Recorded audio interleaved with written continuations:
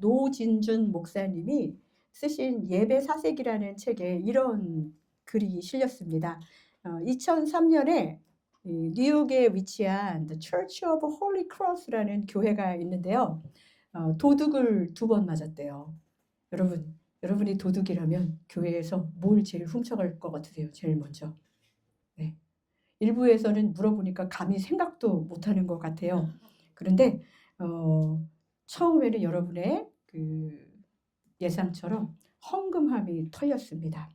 그리고 3주 후에 훨씬 중요한 예수님 동상이 도둑을 맞았대요. 120cm 정도 되고 또 무게가 한 91kg 정도 되는 동상이니까 굉장히 값이 나갔겠죠. 이제 예수님은 항상 쌍으로 뭐가 다니죠? 십자가가 다니는데 벽에 걸려있는 십자가는 그냥 두고 값 나가는 동상만 가져갔어요. 교회 건물을 관리하던 데이비 제임스라는 사람이 굉장히 흥미로운 인터뷰를 했습니다. 도둑이 십자가를 두고 예수님만 훔쳐갔습니다. 예수님을 원한다면 십자가도 가져가야 하는 걸 도둑이 몰랐나 봅니다. 그러니까 도둑이겠죠?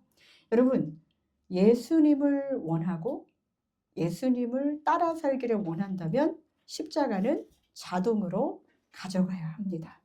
여러분, 오늘 이 시간 반만 취하는 것이 아니라 예수님과 함께 예수님의 십자가도 함께 가져가는 우리 모두가 되기를 원합니다. 도둑질을 하는 그 상황은 도둑질을 여기서 해보신 분은 아실 거예요. 매우 분주하죠.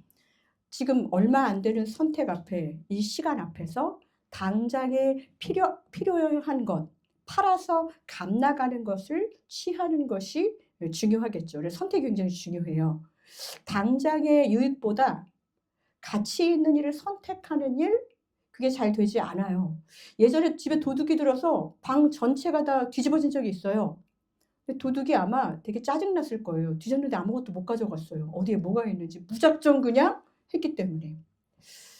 우리가 이렇게 무언가를 이렇게 뭐 도둑질이라는 그런 익스트림한 상황 말고도 우리가 선택 앞에서 나는 진짜 영혼을 위해서 가치 있는 것을 선택하는 일에 얼마나 익숙해져 있는가, 이것이 성도가 훈련받아야 마땅한 일입니다. 우리는 종종 선택을 하는 상황에 놓이게 되는데 우리가 받은 교육은 효율적이고 합리적인 선택을 하게 해요. 안 그러면 바보 같다는 말을 듣습니다. 그러니까 모두가 분주히 움직일 때는 어떤 걸 선택해야 돼요? 다 같이 좀 분주히 움직여야 되는데 거기에 가만히 앉아 있는 것은 모두를 불편하게 하는 일입니다.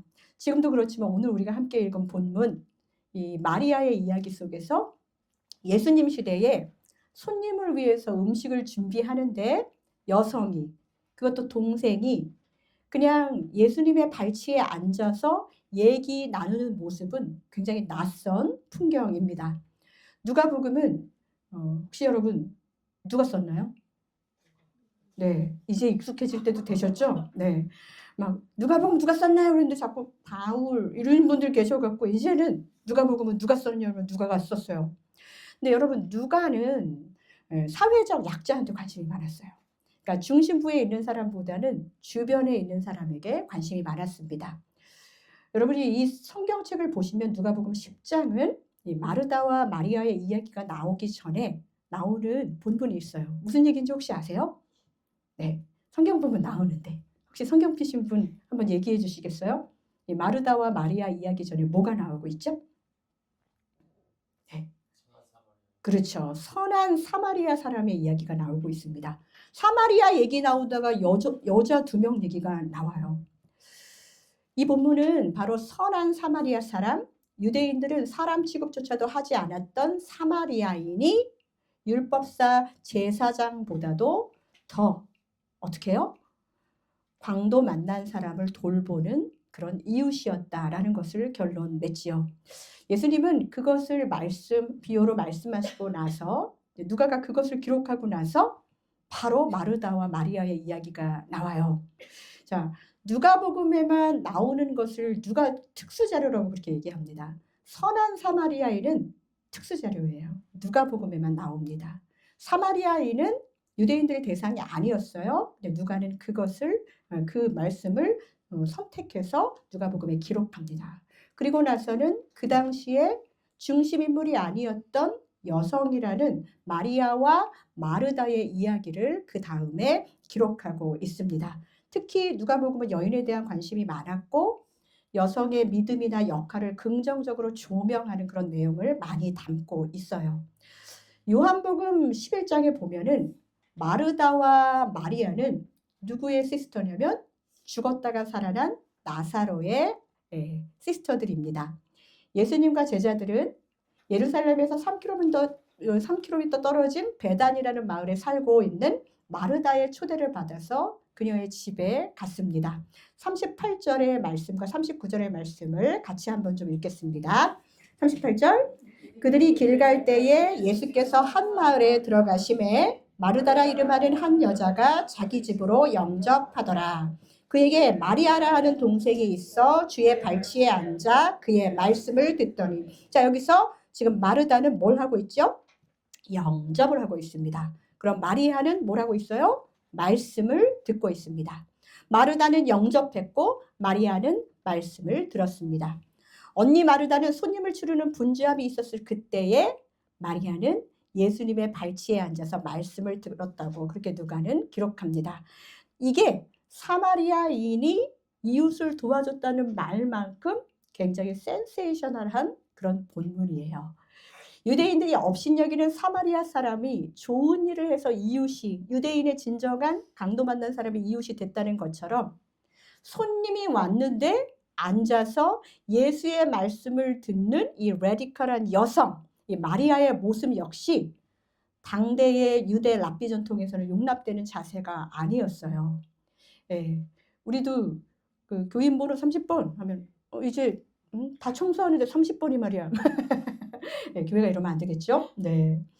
발치에 앉는다는 이 원어적인 의미는 뭐냐면요. 스승의 발 곁에서 교훈을 듣는 자세를 말하는 거예요. 그러니까 제자가 되겠다는 것입니다. 당시의 여성은 배움의 대상이 아니었기 때문에 이 장면은 상당히 놀라운 장면입니다.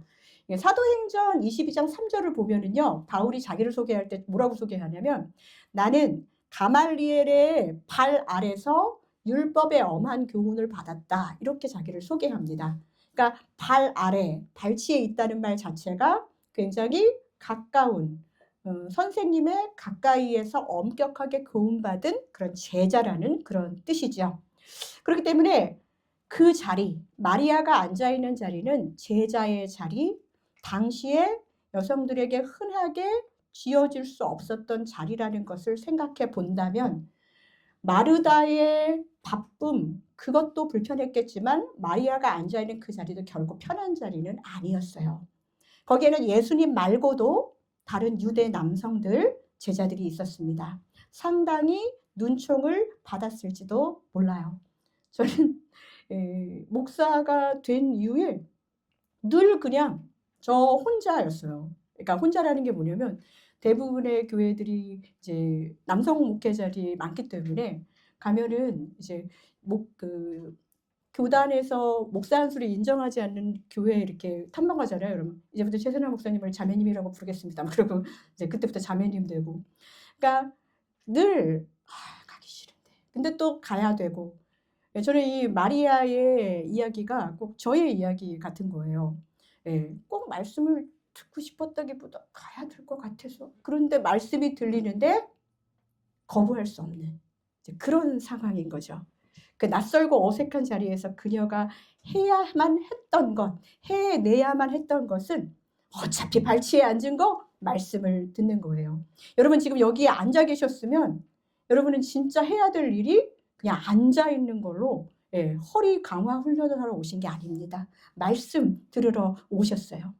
앉는 것이 어색하고 낯설고 하는 그 상황 속에서도 지금 이 자리에 앉혀졌고 앉아 있다는 것, 앉기를 허용받았다는 것은 예수님의 말씀을 들을 준비를 주님은 하고 계시고 여러분이 어떻게 능동적으로 듣느냐가 중요하다는 것이지요. 마리아는 어쩌면 이 쭈뼛쭈뼛하고 낯선 상황 속에서 계속 그 자리에 머물러 있었고 불편하지만 언니가 부를지도 모르고 그런 상황이었지만 예수님은 마리아를 막지 않으셨어요. 오히려 허락하셨습니다. 마리아는 허락된 그 자리에 앉아서 자신이 할 수 있는 최선, 말씀을 듣는 경청을 합니다. 앉아 있는 것이 누군가의 허락이 필요하고 또 쭈뼛쭈뼛했더라도 그가 그의 귀로 말씀을 듣는 것은 적극적일 수 있었다는 것이지요. 사랑하는 성도 여러분, 지금 여러분이 어떤 모습으로 오셨든지 간에 은혜든 강제든 여기 지금 앉혀진 내게 주어진 은혜의 자리, 마리아는 그 시간과 자리에 최선을 다해서 하나님께 집중합니다. 누가가 이 제자의 자리에 앉은 마리아를 의식적으로 사마리아인 다음에 이렇게 배치하여서 기록한 것은요, 바로 이것도 쉬운 일이 아니었다는 거예요. 제자의 자리라는 그 자체가 특정 계층, 특정 인종, 특정 연령, 특정 성 이런 것에 제한된 자리가 아니라는 것을 말하고 싶었던 거예요. 여러분, 그렇기 때문에 우리는 누군가가 저 사람이 세상에서 저런 일을 한대? 근데 어떻게 여기 와 있어? 이렇게 함부로 말할 수 없다는 거예요. 내가 우리에게 그런 권리를 하나님이 주시지 않았어요. 하나님은 정말 이곳에 우리를 불러서 오신 것이고 우리를 앉혀주셨기 때문에 모든 사람에게 제한 없이 편견 없이 열어주신 은혜의 자리에 앉힌 사람들은 이제 다른 사람을 돌아보는 게 아니에요. 이제는 예수님의 발치에서 예수님의 말씀을 붙잡는 것입니다. 우리는 마리아를 통해서 우리가 지금 앉아있는 예배의 자리, 말씀의 자리를 곰곰이 생각해 봐야 합니다. 헌금통이랑 예수동상 훔쳤는데 십자가는 돈이 안 되니까 가져가지 않은 도둑들처럼 지금 우리들은 말씀의 자리에서 내가 진짜 얻어야 할 은혜를, 정말 그 진리를 제대로 취하고 있습니까? 내가 원하는 말만, 아니면 내가 원하지 않으면 그냥 한참 그냥 이곳에 있는 것으로 그냥 만족하는 거 말고 십자가 가져가는 그런 순종의 일들, 결단의 일들이 예배 안에서 일어나고 있느냐는 말입니다. 지금 마리아가 앉은 자리는 자매인 언니에게도 눈총을 받는 자리였어요. 40절을 보겠습니다. 함께 읽습니다. 마르다는 준비하는 일이 많아 마음이 분주한지라 예수께 나아가 이르되 주여 내 동생이 나 혼자 일하게 두는 것을 생각하지 아니하시나이까 그를 명하사 나를 도와주라 하소서. 자, 이 집은 아마도 지금 마르다와 마리아가 함께 사는 집일 것이에요. 손님 대접으로 지금 마음이 분주한 마르다에게 분명 마리아는 눈에 거슬렸을 것입니다. 분명히 38절에서 마리아는 어떤 목적을 가지고 예수님을 초대했나요? 아까 단어 두 개죠? 두 단어? 두 글자? 영접. 네. 웰컴하기 위해서 왔어요. 그런데 마음이 분주하니까, 자, 이게 분주하다라는 말로 이렇게 표현이 됐지만 이 헬라어 이 페리스파우라는 말은요, 사방으로 잡아당기다는 뜻입니다. 바빠서 자꾸 누가 진짜 사방으로 나를 잡아당기는 그런 거 경험해 보셨어요? 이렇게 목사님, 이렇게 목사님. 제가 사실은 어떤 토요일 날 밤에는요, 예배를 준비하는데 막 PPT, 주보 이게 다 하고 나서 내가 뭘 안 했지 했더니 설교 준비를 안 한 거예요. 일주일 내내 열심히 사역했는데 말씀이 없는 분주한, 사방으로 나를 끌어당기는 그런 느낌. 마음이 분주하니까 정신이 흩어지고 여러 일에 내 마음이 쪼개지고 집중을 하지 못하는 거예요. 지금 제가 여러분의 삶을 거의 다 알잖아요. 지금 여러분의 삶이 많이 분산되어 있는, 집중하지 못하는 환경일 것입니다. 마리아는 계속, 마르다는 계속 그 상태에 빠져 있는 거예요. 그러니까 마리아가 얼마나 밉겠어요. 원래 마르다는 예수님을 기쁘게 영접하고 싶었어요. 그런데 벅찬 일을 하다 보니까 예수님을 초대한 그 목적 자체도 지금 상실하게 됩니다. 여러분 잘 들으세요. 이건 저에게도, 저도 일주일 내내 고민했어요. 자기를 잃어버린 노동, 목적을 상실한 봉사, 결코 그것은 받는 사람도 즐겁지 않아요. 그건 예수님의 의도도 아니라는 거예요. 자, 이게 또 하나의, 그래서 나는 바쁘니까 봉사 안 할 거, 이것을 서포트하는 얘기는 아닙니다. 그러나 멘붕의 상태에서 저라도 그 자리에 있다면 그냥 앉아만 있는 마리아가 많이 원망스러울 거예요. 오늘 이 누가복음의 이 말씀은 사실은 마리아보다 마르다에게 주는 교훈이 더 많은 본문입니다. 이 멘붕의 상태 마르다에게 예수님이 얘기하시기 전에 먼저 마르다가 이렇게 얘기를 합니다. 예수님한테, 마리아한테 직접 말해도 되는데, 예수님, 제 동생한테 가서 나 좀 도와주라고 해주세요. 이거 무슨 얘기예요? 화가 난 거죠. 여러분들도 화난 사람한테 이제 직접 얘기하지 않고 그렇다고 좀 전해줘, 내지는 뭐 그렇게 왔다 갔다 하면서 중간에 매개자를 통해서 말을 전하는 것은 분명히 둘이 얘기하는 게 편하지 않다라는 거예요. 이상한 조짐입니다. 여러분, 직접 말해도 되는데 나를 도와달라고 하는 마르다의 마음을 지금 읽으셨어요? 네. 그런데 대부분 많은 그동안의 교회 공동체에서 이 본문을 나는 마르다 형이야? 나는 마리아 형이야? 그래가지고 예전에는 말씀을 듣는 마리아 형이 더 좋다고 그러고, 최근에는 다이어트 하시는 분들은 나는 마르다가 더 좋아, 이러면서 마르다를 좋아하는 분들도 계세요. 이거는 지금 MBTI의 무슨 I냐 E냐 이런 것을 따지면서 사람을 나누는 그런 말씀이 아닙니다. 말씀을 듣는 것도, 또 예수를 영접하면서 음식을 준비하는 것도 모두 공동체를 위해서 필요한 일입니다. 누군가는 해야 하는 일이기 때문에 이것은 둘 다 균형이 필요하죠. 그런데 뭐예요? 원망과 미움이 발생하는 섬김에 대해서 예수님은 경고하고 계시는 것입니다. 누군가는 해야 하는 일이에요. 그러나 아무리 선한 동기로 일을 시작하더라도 자신을 잃어버릴 만큼, 자신이 송두리째 흔들릴 만큼 아무도 나를 도와주려고 하는 사람이 없어 하면서 보니까는 가장 가까운 매일 일상에서 만나는 여동생부터 서운함이 느껴지고 원망이 발생하는 그 지점을 예수님은 경고하고 계시는 것입니다. 솔직히 말해서 예수님과 제자들은 마르다에게는 어쩌다 한 번 보는 방문객이에요. 물론 예수님을 대접한다는 것은 특별한 일이겠지요. 그렇지만 예수님이 진짜 원하는 것은 어쩌다 한 번 만나는 사람 대접하려고 매일 만나는 내 혈육과 내 가정과 내 친구와 의가상하고 틀어지기를 예수님은 바라시는 것이 아닙니다. 이것은 교회 공동체나 또 가정 공동체에서 쉽게 일어나는 일이에요.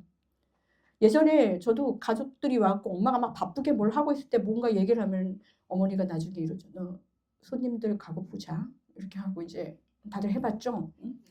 우리가 진짜 한번 이것을 잘 생각해 봐야 됩니다. 마르다와 마리아의 이야기가 누가복음 10장에 갑자기 튀어나온 본문이 아니에요. 무슨 사건이 먼저 나왔다고요? 선한 사마리아 사람의 비유가 나왔다고 했어요. 누가는 결코 이 순서를 우연히 배치한 것이 아닙니다. 선한 사마리아인의 비유는 우리에게 질문하지요. 누가 너의 이웃이냐? 그리고 충격적인 대답을 합니다. 당시에는 굉장히 충격적이었죠. 유대인이 상종하지 않은 사마리아인도 너의 이웃이 될 수 있다. 우리들이 불편하고 꺼려하는 그 사람이 우리의 이웃이 참 친구가 될 수 있다라는 불편한 선언을 하고 있는 거예요. 근데 누가는 그 질문을 여기서 멈추는 것이 아니라 마치 이렇게 우리에게 되묻는 것 같아요. 자, 사마리아인이라고, 그가 이웃이라고 고백하겠지 니네들은. 그렇다면 너에게 가장 가까운 이웃, 네 집안에 있는 사람, 네 옆에서 살아가는 너의 시스터, 가족은 어때?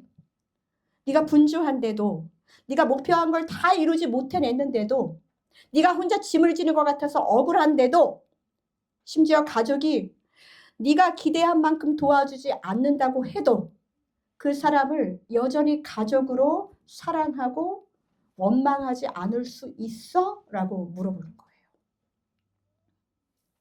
우리는 생각보다 이 일이 잘 안 돼요. 가족이 어떻게 그럴 수 있어가 더 많이 나오죠. 하나님은 우리에게 이 말씀을 통해서 이 시대에 우리에게도 교회 공동체를 향한 열심과 열정, 저도 마찬가지예요. 사실 많은 상황 속에서 우리 마음에 겹겹이 쌓이는 건 뭐예요? 이런 감정이에요. 혹시 나 때문에 교회 나오는 것을 어려워하는 우리의 가족이 있다면 쥐가 믿음 약해서 그런 걸 누굴 원망해? 아니에요. 혹시 우리 안에 우리가 지금 잃고 있는 그런 일들이 없는지 돌아봐야 됩니다. 이 예배 현장에서 왜 나만 하지? 왜 아무도 나의 수고를 알아주지 않지? 이런 억울함과 서운함 속에서 자꾸자꾸 쌓이다 보면은 원망이 쌓이고 원망의 방향이 바뀌게 되는 거예요. 처음에는 마르다는 마리아를 원망하는 것 같은데 나중에 들어보면 자 이거를 진짜 이렇게 읽어야 돼요. 주여, 내 동생이 나 혼자 일하게 두는 것을 생각하지 아니하시나이까? 죄송해요. 1부 때 잘 됐었는데. 화가 난 거예요. 예수님한테 화가 난 거예요.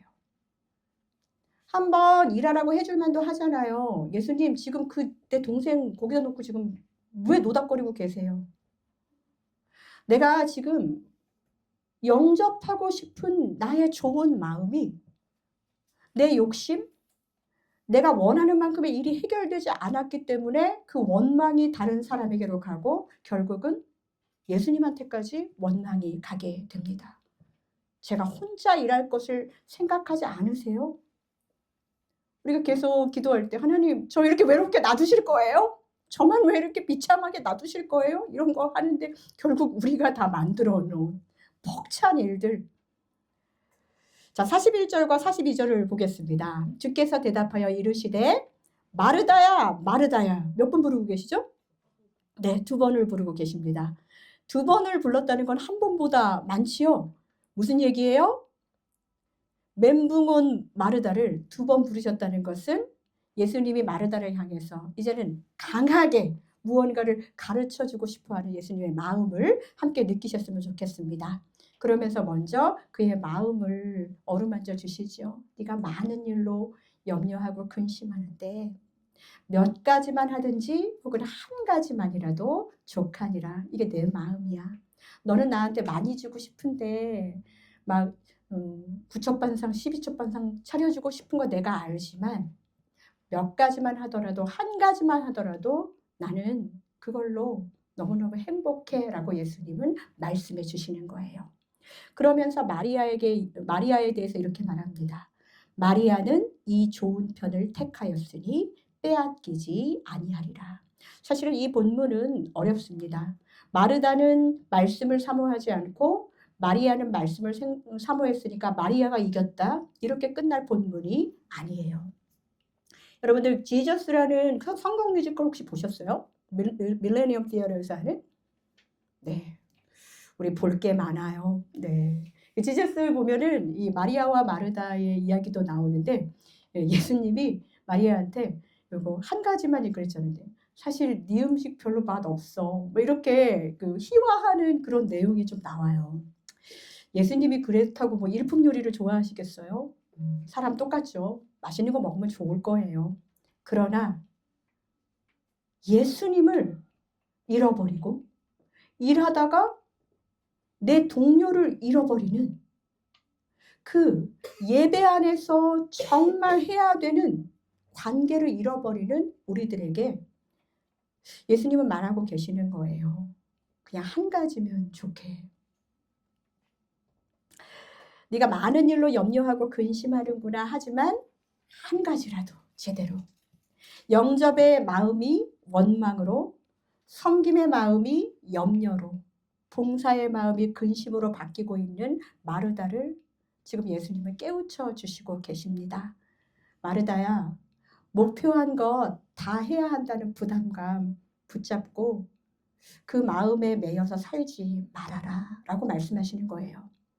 예수님이 마르다에게 진짜 주고 싶으셨던 것은 영접을 하면서 함께 자유함을 느껴라. 예수 만난 사람이 얻는 유익을 체험하라고 말하는 것입니다.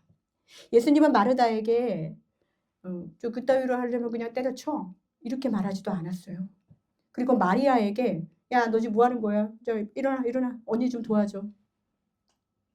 예수님한테 말한 것은 이것은 어떻게 일종의 기도문이에요. 마르다가 예수님한테 간구하고 있잖아요.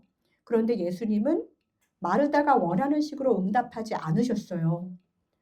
마르다에게는 진짜 하나님의 귀한 영접이라는 그 주님의 귀한 일을 하면서 네가 정말 잃지 말아야 될 것을 잃지 말라고 교훈을 주셨고, 그리고 마리아에게 이 좋은 편, 마리아는 자신이 지금 쭈뼛쭈뼛하고 낯선 이 자리에서 앉아서 해야 할 최선의 선택을 하고 있어. 자신의 목, 말씀 받는 거, 자신의 분깃을 이렇게 선택했으니 그녀의 그 좋은 선택을 빼앗을 수 없어 라고 말하는 것입니다. 사랑하는 성도 여러분, 말씀 앞에 앉는 자리는 때로는 눈총을 받고 어색할 수 있는 자리가 될 수도 있습니다. 저도 몰랐는데 이전 교회에서 제가 처음 부임해가지고 설교했을 때 저는 많은 성도님들이 막 아멘을 해줬어요. 그래서 내가 이 교회의 그 부목사로 처음 이렇게 여성으로서 갔는데 그래도 나를 다 반겨주는구나 했는데 나중에 그만둘 때쯤 그 어떤 집사님들이 그러시는 거예요. 목사님 설교가 익숙해지는데 6개월 걸렸대요. 근데 저는 그냥 그걸 잘 몰랐고 누군가가 나에게 불편함을 보낼 때도 그냥 하나님 일이니까 일단은 올라가야지. 성도 여러분, 오늘의 이 말씀은 이 목사의 고백이고 진짜 이 자리가 맞나 고민하는 우리 모두에게 지금 이 자리가 맞나 안 맞나가 중요한 게 아니라 일단 앉았으면 예수님께 집중해라. 이게 진짜 이 말씀이 전하고자 하는 말입니다. 예수님은 마르다와 마리아 모두에게 필요한 레슨을 주신 거예요. 몸으로 수고해야 할 때가 있고 들음의 자리에서 곰곰이 생각해야 될 때도 있습니다. 마리아라고 해서 맨날 그냥 사람 발밑에서 그냥 말씀만 듣고 마르다라고 해서 맨날 앞치마 메고 주방에만 그렇게 벗어나지 못했을까요? 중세교회의 황금 전설이라고 불렀던 성인전 문헌이 있습니다. 거기에는 한 전승이 전해지는데 박해가 일어났을 때 이 마리아, 마르다 그리고 나사로 어떻게 핍박을 받았냐면 노도 키도 없는 배에 실려서 바다에 버려졌대요. 참 그 당시에 예수의 증인은 참 이렇게 살았어요. 그런데 하나님의 은혜로 그들이 그 배가 이렇게 표류한 곳이 프랑스 마르세유 지방이라고 해요. 그 땅에 이르게 되고 그곳에서 그들은 복음을 전하는 증인의 삶을 살았다는 이야기가 전해 내려옵니다. 물론 이것이 성경이 직접 말하는 내용은 아닙니다만 기독교 전승에서 역사적으로 그들에 대해서 기록한 문헌에서 이야기하는 부분입니다. 자, 이 전승이 우리에게 던지는 질문이 있어요. 증인의 삶은 어느 날 갑자기 시작되지 않았다는 거예요. 예수님 오셨을 때 내가 열받아가지고 마리아한테 막 뭐라고 했을 때 예수님이 나에게 교훈하신 거 하나하나가 그 마르다에게는 마음 공부가 되고 훈련이 되어서 말씀으로 자기 자신을 더 굳게 세우는 과정이었다는 것이죠. 우리는 지금 아무것도 준비 안 되면서 나는 나중에 이거 할 거야 저거 할 거야가 아니라 일상에 밥해 먹는 자리에서 일상에 손님을 대접하는 자리에서 오는 부딪히는 원망과 그런 것들을 예수의 말씀으로 내가 마음을 달래는 거. 마르다가 발치에 앉지는 않았지만 예수님의 교훈을 들었어요. 그랬기 때문에 그들이 정말 노도 없는 그런 배에 바닷가에 버려져서 표류해서 어느 땅으로 갔든지 나는 예수의 증인으로 살 수 있겠다고 일상에서 훈련을 받은 것입니다. 여러분 그냥 열심만 있다고 하나님의 일을 할 수는 없어요. 찾으실 수 있는 분들은 로마서 10장 2절을 한번 찾아보십시오. 거기에 보면은 바울은 열심히 있는, 그래서 섬기는 성도들에게 더 이것을 강조했습니다. 로마서 10장 2절입니다. 내가 증언하노니 그들이 하나님께 열심히 있으나 올바른 지식을 따른 것이 아니니라. 하나님에 대한 열심과 올바른 지식을 따르는 것, 그것이 함께 가야 된다는 것입니다. 우리의 열정, 우리의 열심이 감정이라는 것 때문에 그것이 원망이나 미움으로 바뀐다면 그 열심은 감정을 뛰어넘지 못해요. 그러나 하나님을 아는 지식, 말씀을 통해서 견고하게 훈련된 그 마음은 결국은 하나님의 일을 감당할 수 있다는 것입니다. 주님의 일을 하다가 생기는 여러분 분노, 이것이 하나님을 아는 올바른 지식에 의해서 거룩한 열정으로 바뀔 수 있는 거예요. 처음 시작은 굉장히 인간적이고 처음 시작은 우리가 생각하는 세상의 것들로 시작할 수 있지만 우리는 일상에서 그리고 매주 이렇게 마주하는 예배의 현장에서 내 마음을 훈련받고 내 마음을 하나님께로 계속 돌이키는 그 훈련을 받을 때 우리의 먼 훗날 아니 우리 가까운 모든 사역의 현장 속에서 예수의 증인으로 살 수 있다는 것입니다. 진짜 예수의 증인으로 살기 원하시는 분들은 가까이 있는 진짜 여러분의 시스터, 브라더, 가정 이곳에서 먼저 하나님 나라를 살아 누리셔야 한다는 것입니다. 사랑하는 성도 여러분, 주님의 일을 하다가 내가 나의 목표 달성이라는 고집으로 시작해도 괜찮습니다. 그러나 그 시작한 동사 속에서 혹시라도 어려움을 당할 때 말씀이 있으면 안전해요. 나 이러다 번아웃 되는 거 아니야?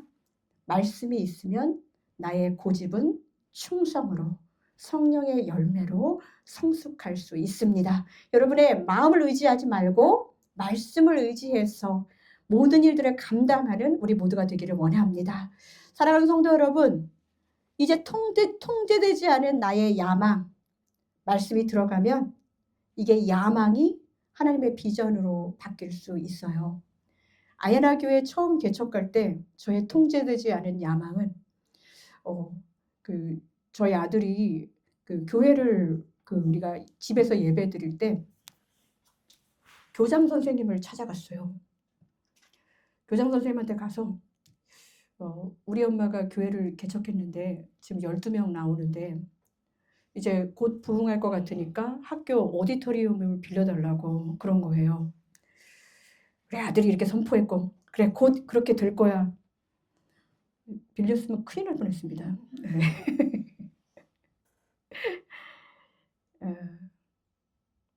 거기를 안 빌려서 이렇게 좀 부흥이 덜 되는 건 아닐까? 네, 그것은 제가 기도한 게 아니었어요. 통제되지 않은 나의 야망.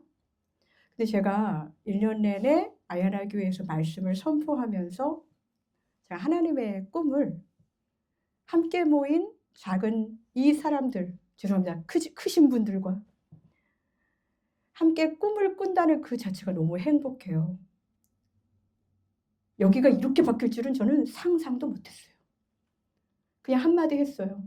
우리 교회에 아이들이 와야 될 텐데. 하나님이 함께하는 사람들 통해서 같은 꿈을 꾸게 해주셨어요.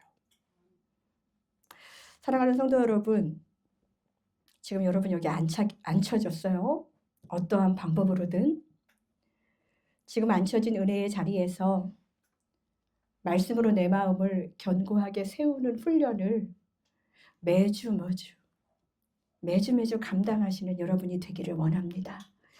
이제 견고해진 마음으로 그냥 나는 언제 견고해지지가 아니라 견고해지겠다는 그 의지를 가지고 기도할 때 하나님이 여러분의 마음을 견고하게 하셨을 때 어떤 것을 택하시겠습니까?